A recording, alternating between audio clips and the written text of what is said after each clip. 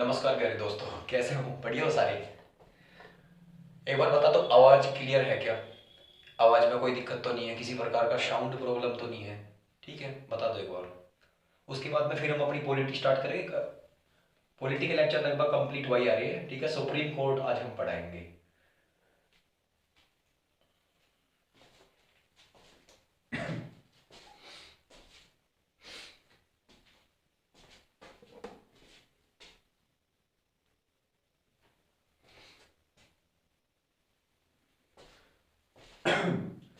Indian polity और Indian polity के अंदर आप लोग पढ़ रहे थे जुडिशरी। ठीक है, जुडिशरी या जुडिशियल ऑफ द यूनियन। ठीक है भाई, संघ का न्यायपालिका। और इस न्यायपालिका के अंदर अब आप लोग पढ़ोगे सुप्रीम कोर्ट के बारे में। तो सुप्रीम कोर्ट पढ़ने के बाद में फिर हम हाई कोर्ट का भी जिक्र करेंगे। तो यानी कि आज का हमारा जो लेक्चर रहेगा वो सुप्रीम कोर्ट के ऊपर रहेगा। तो आप हेडिंग डाल लीजिए इंडियन पॉलिटी यानी कि भारतीय राज्य व्यवस्था। भारतीय राज्य व्यवस्था, भारतीय राज्य व्यवस्था, इंडियन पॉलिटी यानी कि भारतीय राज्य व्यवस्था। और इंडियन पॉलिटी के अंदर आज आपका टॉपिक रहेगा supreme court. Supreme court, supreme court का मीन्स होता है सर्वोच्च न्यायालय।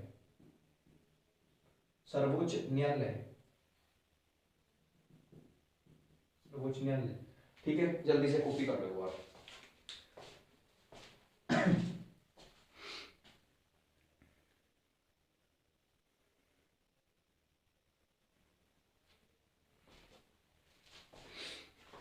ठीक है भाई, अगर हम बात करें इसके बारे में तो मैं आपको बता दूं कि सुप्रीम कोर्ट के लिए आपका आर्टिकल आर्टिकल 124 यानी कि 124, आर्टिकल 124 के अंदर जिक्र है कि भारत के अंदर एक सुप्रीम कोर्ट होगा। There will be a supreme court in India. ठीक है, या लिख सकते हैं the provision of supreme court in the article of article 124। ठीक है, लिखो आर्टिकल 124 के अंदर लिखो there will be there will be there will provision there will provision of a Supreme Court of India। लिखो भारत के अंदर एक सर्वोच्च न्यायालय का सर्वोच्च न्यायालय का प्रावधान है। ठीक है भाई, लिखो there will be provision of a supreme court in India. Bharat के अंदर एक सर्वोच्च न्यायालय का प्रावधान होगा और इस सुप्रीम कोर्ट के अंदर एक यानी कि वन एक मुख्य न्यायाधीश यानी कि single chief justice of India, chief justice of India यानी कि भारत का एक मुख्य न्यायाधीश होगा और 33 अन्य जज होंगे। ठीक है, 33 अन्य न्यायाधीश यानी कि 33 सब जजेस।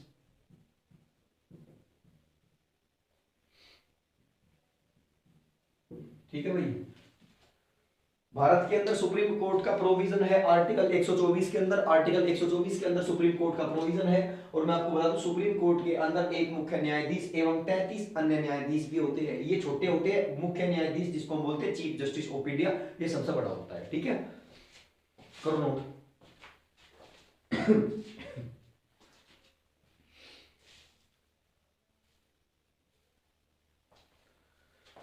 लिखो इसमें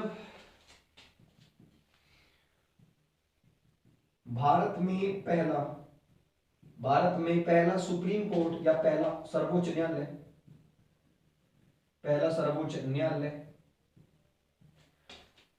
1774 में रेगुलेटिंग एक्ट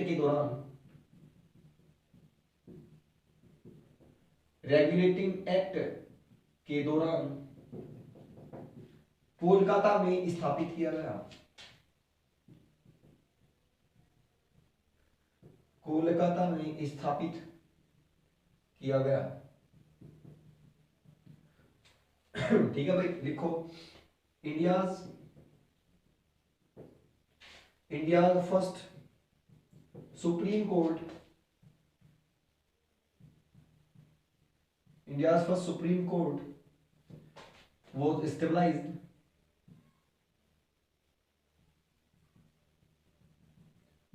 stabilized in 1774 और कहां पे? इन कोलकाता। ठीक है भाई।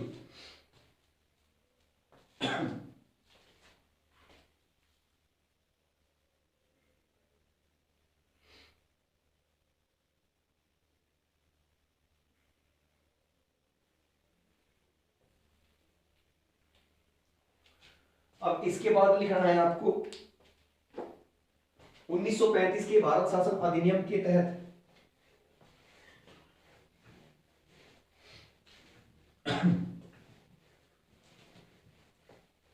1935 के भारत शासन अधिनियम के तहत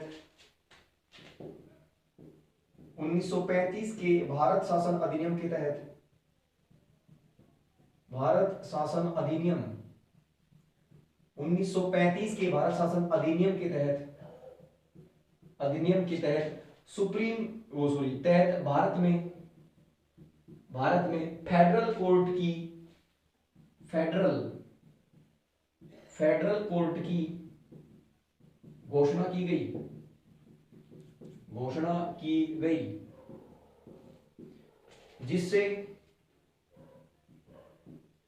जिससे सुप्रीम कोर्ट या जिससे सर्वोच्च न्यायालय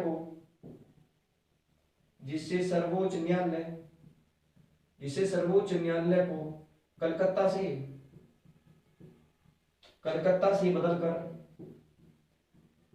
से बदलकर दिल्ली स्थापित कर दिया गया।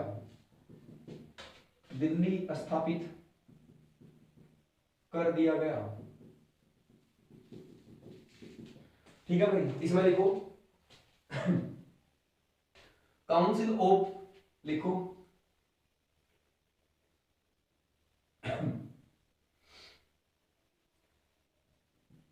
Act of 1935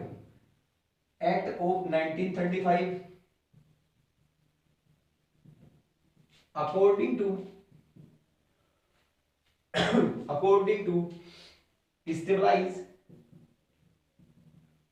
to stabilize the Supreme Court या the Federal Court Act of 1935 according to stabilize the Federal Court is situated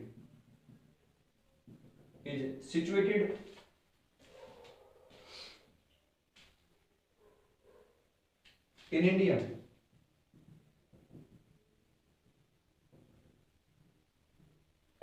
and the Supreme Court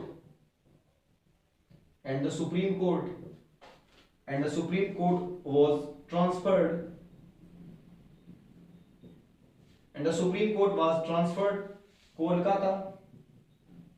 Kolkata to Delhi।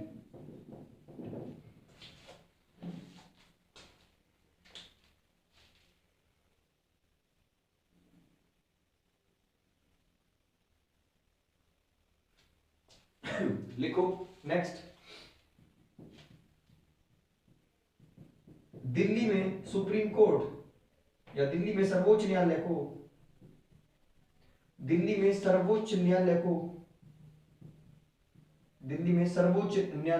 1935 में स्थापित किया गया या 1935 में बनाया गया तथा जिसने 1937 से अपना कार्य शुरू किया। ठीक है भाई, लिखो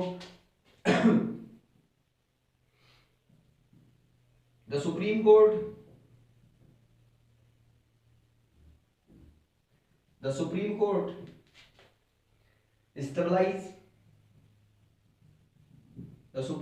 stabilized in Delhi in 1935 and working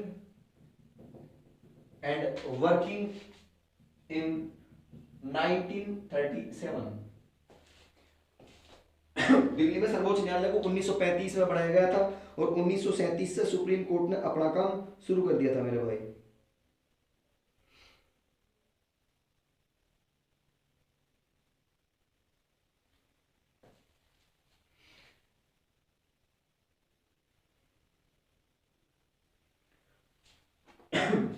ठीक है, लिखो 1950 में यानी 1947 के बाद, ठीक है 1947 में देश आजाद हो गया था। अब देश आजादी के बाद में हमारे सुप्रीम कोर्ट में क्या क्या रिफॉर्म्स हुए, क्या क्या सुधार हुए, उनमें देखो पहले कैसे थे अब क्या थे। पहले पुनर्गठन नहीं था, अब क्या किया हमने 1947 के बाद, हाँ क्या हुआ, एक सेकंड कंटिन्यू रखो तुम।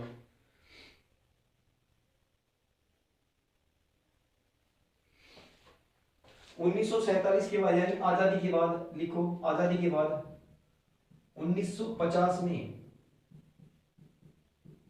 न्यायालय का पुनर्गठन किया गया, ठीक है लिखो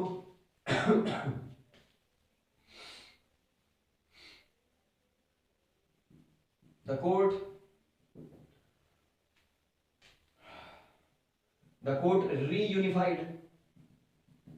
court unified in 1950।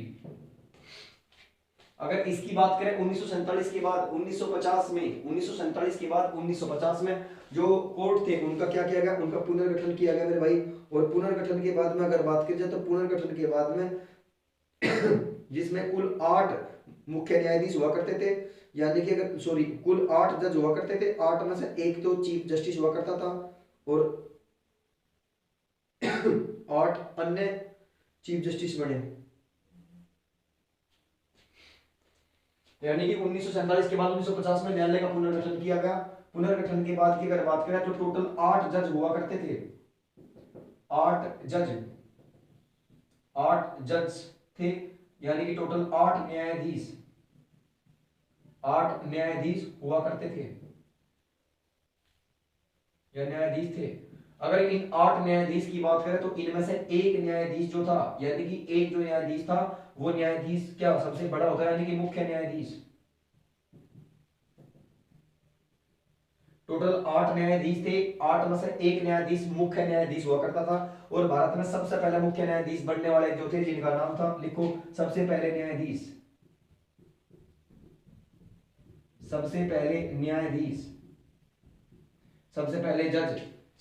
जज यानी कि फर्स्ट जज,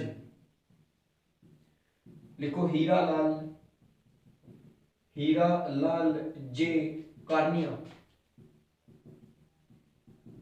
ठीक है हीरा लाल हीरा लाल जे कार्निया सबसे पहले मुख्य न्यायाधीश हुआ करते थे। ये सबसे पहले भारत के मुख्य न्यायाधीश थे हीरा लाल जे कार्निया।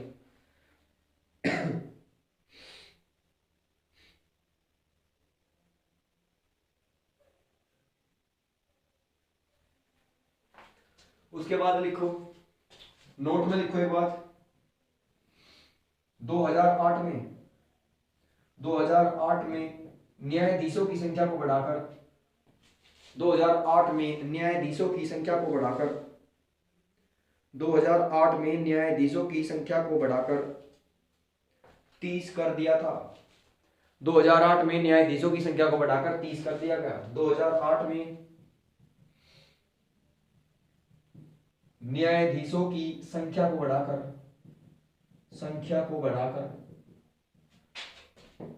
30 कर दिया गया, ठीक है। न्यायाधीशों की संख्या को कब बढ़ाया गया था, 2008 में न्यायाधीशों की संख्या को बढ़ाया गया था, ठीक है भाई। नेक्स्ट लिखो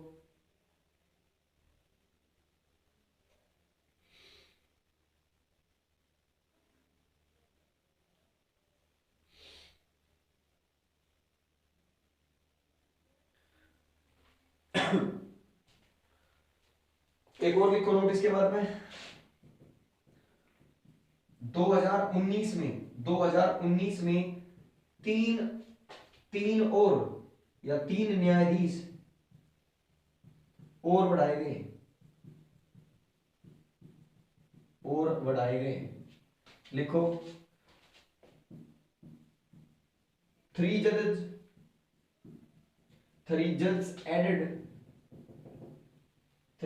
added in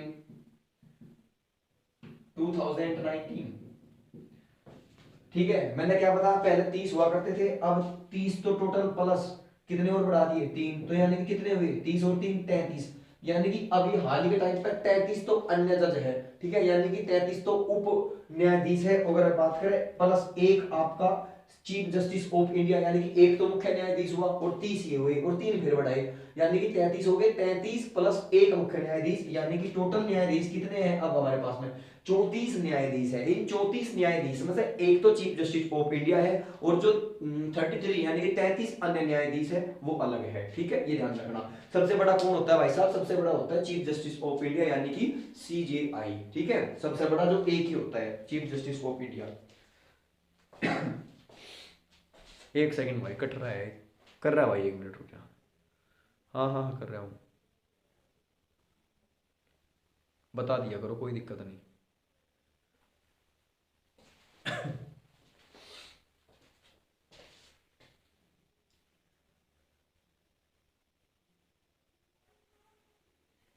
अब देखो आर्टिकल 124 का 2 पॉइंट,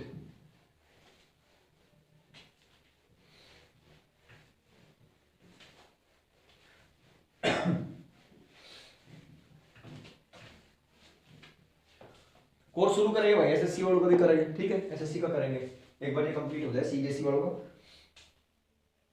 देखो आर्टिकल 124 का 2,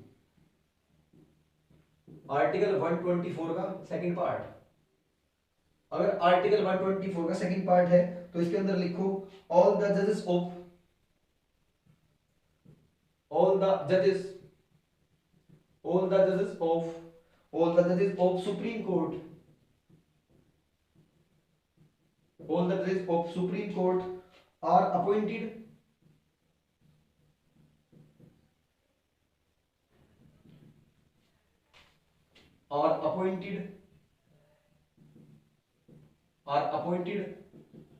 by the president,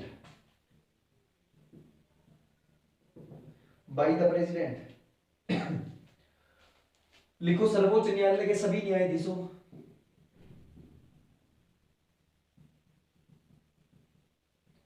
सर्वोच्च न्यायालय के सभी न्यायाधीशों, सर्वोच्च न्यायालय के सभी न्यायाधीशों की नियुक्ति, सभी न्यायाधीशों की नियुक्ति राष्ट्रपति के द्वारा की जाती है, राष्ट्रपति के द्वारा की जाती है। ठीक है भाई। लिखो चीफ जस्टिस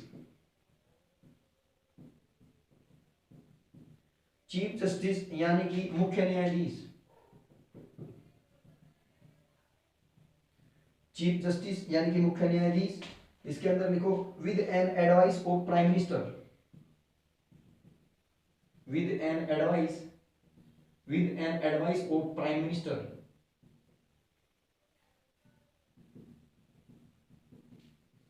ठीक है, लिखो मुख्य न्यायाधीश की नियुक्ति, मुख्य न्यायाधीश की नियुक्ति प्रधानमंत्री की सलाह पर की जाती है, प्रधानमंत्री की सलाह पर की जाती है। ठीक है भाई। लिखो अदर जज,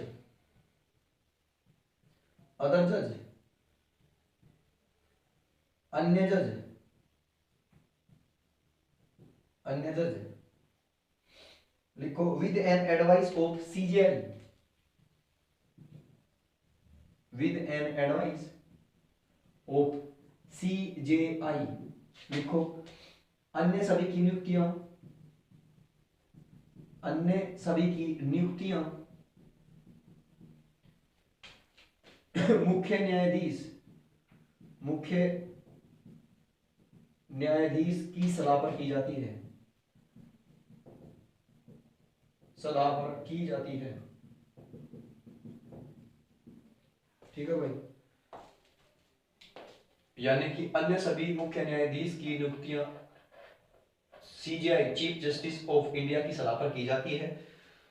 लिख ली इतनी बात। अब उसके बाद देखो आर्टिकल 124 का थर्ड पार्ट। ठीक है, ये कंप्लीट कर लो एक बार।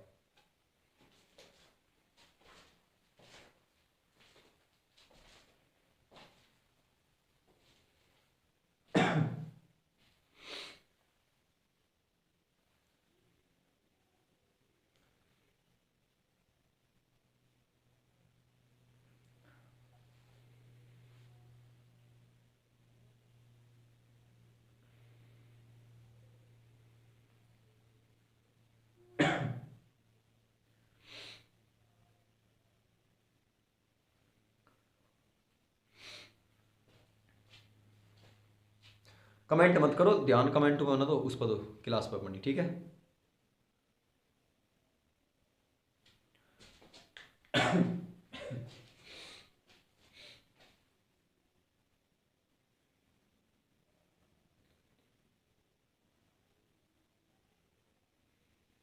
नेक्स्ट देखो आर्टिकल 124 का थर्ड पार्ट। सारी एलिजिबिलिटीज यानी कि मुख्य न्यायाधीश की योग्यताएं, क्या क्या योग्यता होनी चाहिए, यानी कि एलिजिबल क्या होना चाहिए न्यायाधीश बनने के लिए। अगर कोई जज बनना चाहता हो तो उसे क्या करना होगा। ठीक है,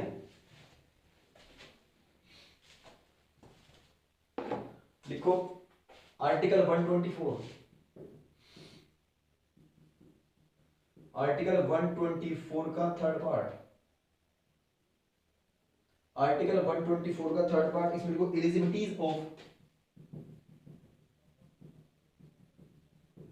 एलिजिबिलिटीज ऑफ सुप्रीम कोर्ट जज, एलिजिबिलिटीज ऑफ द जज ऑफ द जज ऑफ सुप्रीम कोर्ट। सर्वोच्च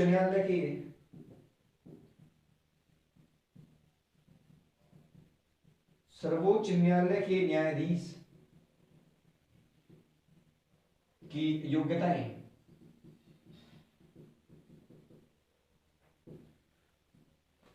लिखो इसमें number first, he will be citizen of India. सबसे पहले तो क्या होगा, लिखो he will be citizen of India. सबसे पहले वह भारत का नागरिक होना चाहिए, वह भारत का नागरिक होना चाहिए, नागरिक होना चाहिए। ठीक है भाई, उसके बाद दूसरा देखो, age should be less, age should be less than 65 year.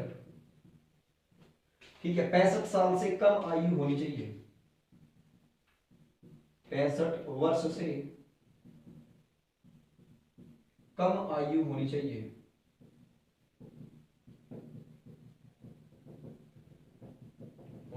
ठीक है भाई, उसके बाद तीसरा पॉइंट लिखो, minimum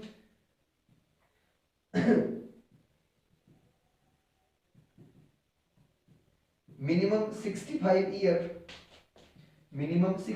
years practice as N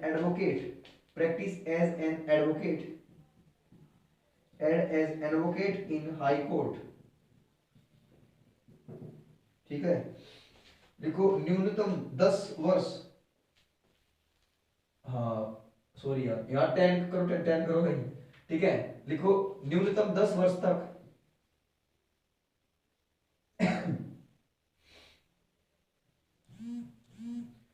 न्यूनतम 10 वर्ष तक किसी भी उच्च न्यायालय में वकालत की हो।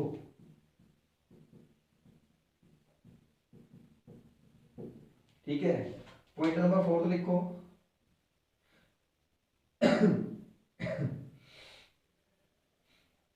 Minimum 65 year, minimum 65 year experience as high court जज। लिखो कम से कम 65 साल किसी भी उच्च न्यायालय में किसी भी उच्च न्यायालय में क्या किया हो, जज के पद पर रहा हो, यानी किसी भी स्टेट के अंदर जो हाई कोर्ट होते हैं, हाई कोर्ट में जज रहा हो 65 साल तक, 10 साल कम से कम हाई कोर्ट में, यानी कि 65 साल तो एक्सपीरियंस मांगते हैं, 65 साल का एक्सपीरियंस जज का और 10 साल का एक्सपीरियंस एडवोकेट का, ठीक है, दोनों चीजें होनी चाहिए। 10 साल हाई कोर्ट में उच्च न्यायालय में वकालत भी की हो और 65 साल तक किसी उच्च न्यायालय का जज भी हो, उसके बाद ही सुप्रीम कोर्ट का जज बनेगा, इससे पहले नहीं बनेगा। ठीक, ये सुप्रीम कोर्ट के जज के लिए है, ना कि हाई कोर्ट के जज के लिए, ठीक है। नोट करो।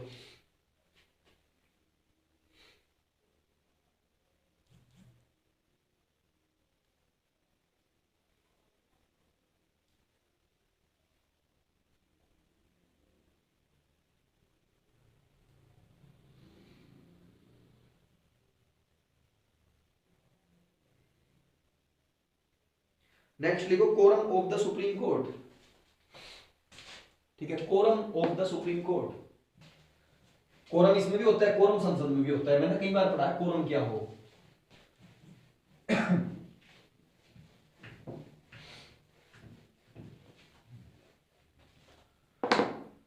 लिखो भाई quorum of the supreme court.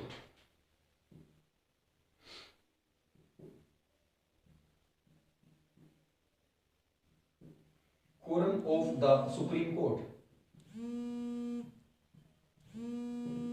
एक सेकंड देखो क्या है।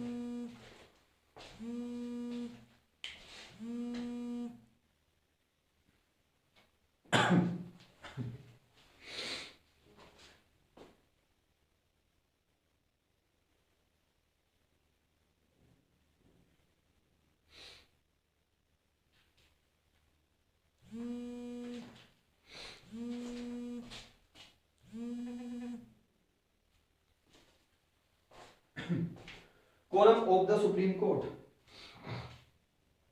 सर्वोच्च न्यायालय,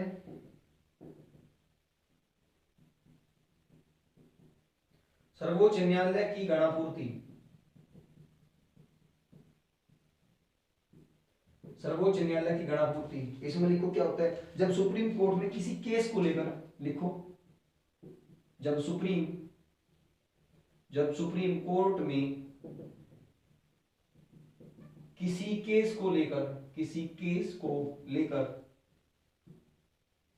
कोई पैनल बनता है, कोई पैनल बनता है, जब सुप्रीम कोर्ट में किसी केस को लेकर कोई पैनल बनता है या किसी केस को लेकर कोई बेंच बनती है, ठीक है, बेंच बनती है, तो उसमें लिखो, तो उसमें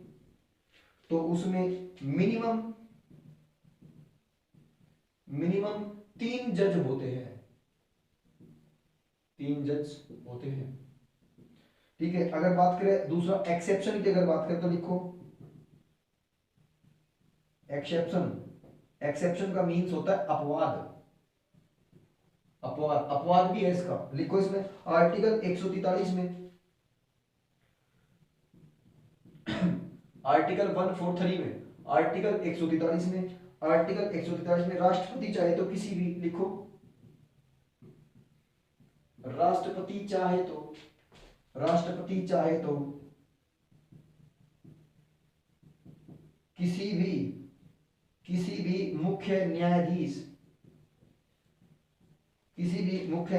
से सलाह ले सकता है,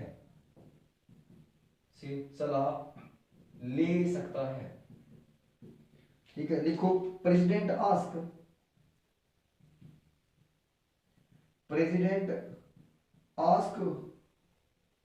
for an advice, president ask for an advice to CJI, chief justice of India, ठीक है। Quorum of the supreme court, क्या है quorum of the supreme court? Supreme court में गणापूर्ति, गणों की पूर्ति। इसमें लिखा है जब सुप्रीम कोर्ट में कोई भी केस जाता है और उस केस में डिसीजन करना थोड़ा डिफिकल्ट होता है, तो उस टाइम पे क्या होता है कि 3 जज होते हैं, 3 जज मिलकर आपस में एक बेंच बनाते हैं जिसको पैनल कहते हैं, ठीक है। तो 3 जजों का एक पैनल बनता है और वो पैनल पे डिसीजन लेता है, यानी कि 3 जज इकट्ठे होकर कोई भी डिसीजन ले होंगे। उसके बाद लिखा हुआ है मिनिमम कम से कम 3 जज होंगे। एक्सेप्शन है, इसका अपवाद भी है। सीजेआई यानी कि चीफ जस्टिस ऑफ इंडिया से सलाह ले सकता है प्रेसिडेंट, और भारत का राष्ट्रपति मुख्य न्यायाधीश से सलाह लेगा तो किस आर्टिकल के हिसाब से लेगा? तो वो लेगा आपका आर्टिकल 143 आर्टिकल 143 के तहत। तो आर्टिकल 143 के तहत जो राष्ट्रपति है वो सीजेआई से क्या करेगा? सीजेआई से सलाह ले सकता है, ठीक है। करो नोट जल्दी।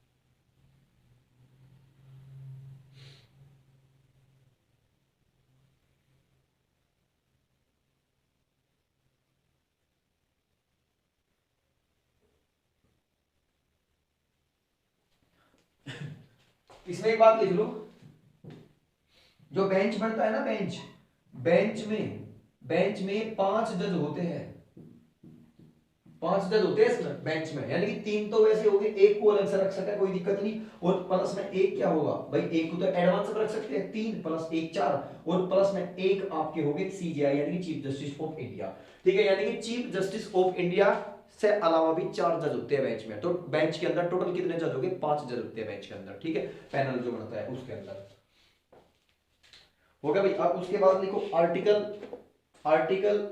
125 आ गया क्या? हाँ, आर्टिकल 125 जिसके अंदर सैलरीज वगैरह, पेंशन वगैरह, एलोवेंसेस वगैरह है जज की, ठीक है।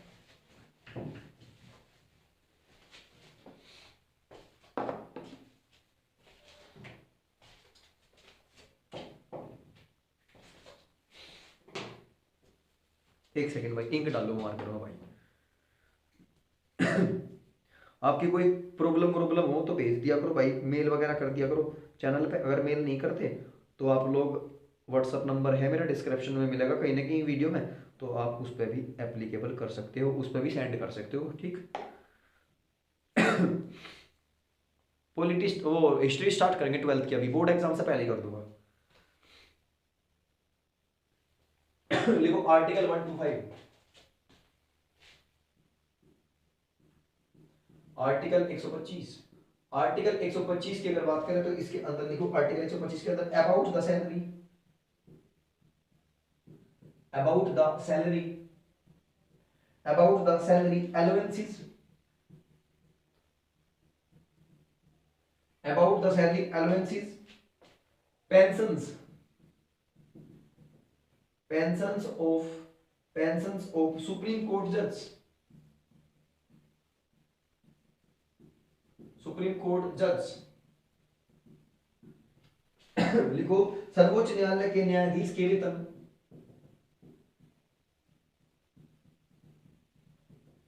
सर्वोच्च न्यायालय के न्यायाधीश, सर्वोच्च न्यायालय के न्यायाधीशों के वेतन,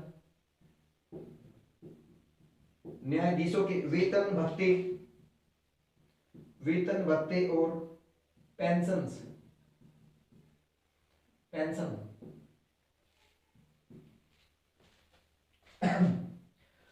यानी कि आर्टिकल 125 में क्या है? अबाउट द सैलरी, यानी कि जो जज है, जज साहब की सैलरी, उनके वेतन, उनके भत्ते और उनकी पेंशंस का जिक्र कहां होगा? आर्टिकल 125 के अंदर है। अब उसके बाद नेक्स्ट आर्टिकल है आर्टिकल 126, आर्टिकल 126, आर्टिकल 126 की अगर बात करें तो देखो in absence of CGI, in absence of CJI in absence of CGI, the next senior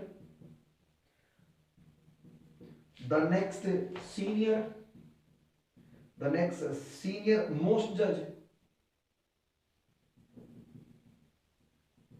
the next senior most judge will do his work,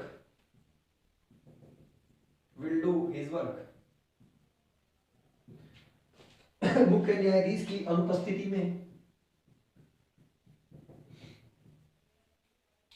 मुख्य न्यायाधीश की अनुपस्थिति में, मुख्य न्यायाधीश की अनुपस्थिति में, मुख्य न्यायाधीश की अनुपस्थिति में अगला वरिष्ठ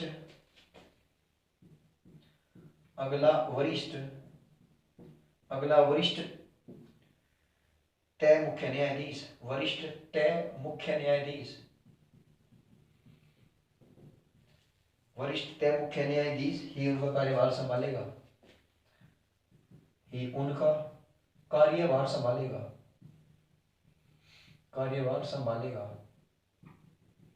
ठीक है भाई, यानी कि आर्टिकल 126 में लिखा हुआ है in absence of CJI the next senior most जज विल डू हिज वर्क, यानी कि मुख्य न्यायाधीश की अनुपस्थिति में अगला वरिष्ठ मुख्य न्यायाधीश होगा वो ही उनका कार्यभार संभालेगा।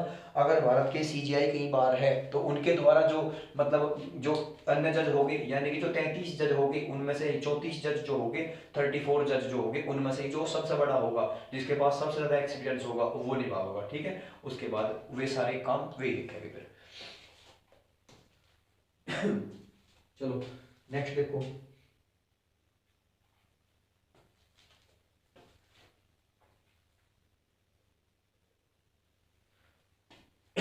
ठीक है, थोड़ा सा नेक्स्ट वाला टॉपिक थोड़ा हार्ड सा है भाई, अपॉइंटमेंट ऑफ एडोच जजेस।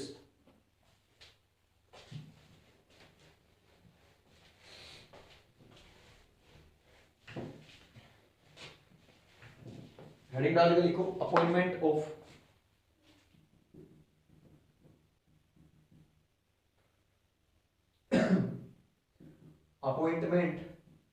अपॉइंटमेंट ऑफ एडोच जजेस,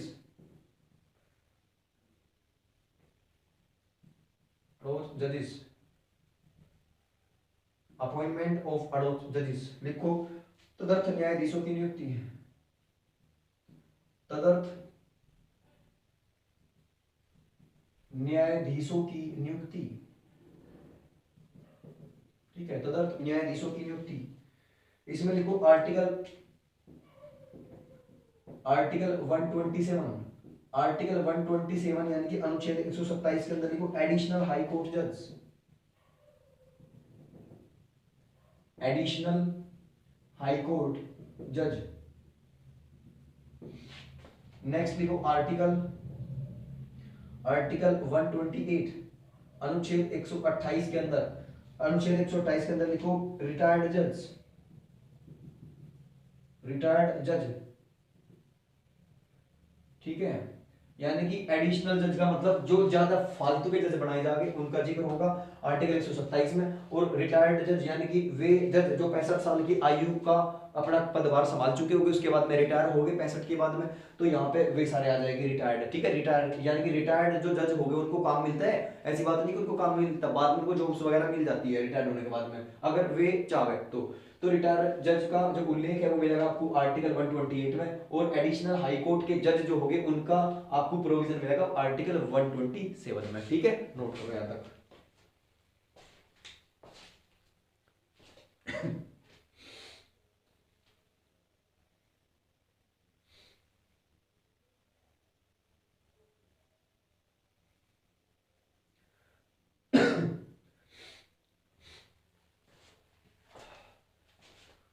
ठीक है दोस्तों, बहुत होगी, 40-40 मिनट की क्लास है।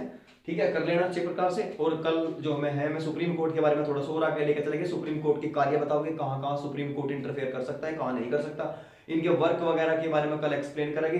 ठीक है, ध्यान से। तो आप लोग जो है आपका समय भी हो चुका है, ठीक है, 7:48 होगी, तो 7:48 अब मुझे इजाज़त दो ताकि मैं भी थोड़ा सा वर्क वगैरह देख लूँ बाद में फिर। और अब जो है यहाँ से आप लोग कॉपी वगैरह कर लो, आप अपने नोट्स अच्छे तरीके से बना लो। अगर आपको कोई दिक्कत कोई प्रॉब्लम हो तो आप हमें मेल वगैरह व्हाट्सअप वगैरह या टेलीग्राम पर हमें फॉलो कर सकते हो। सारी चीज़ें हम तक पहुँचने की टेलीग्राम आपको मिलेगी। ठीक है दोस्तों।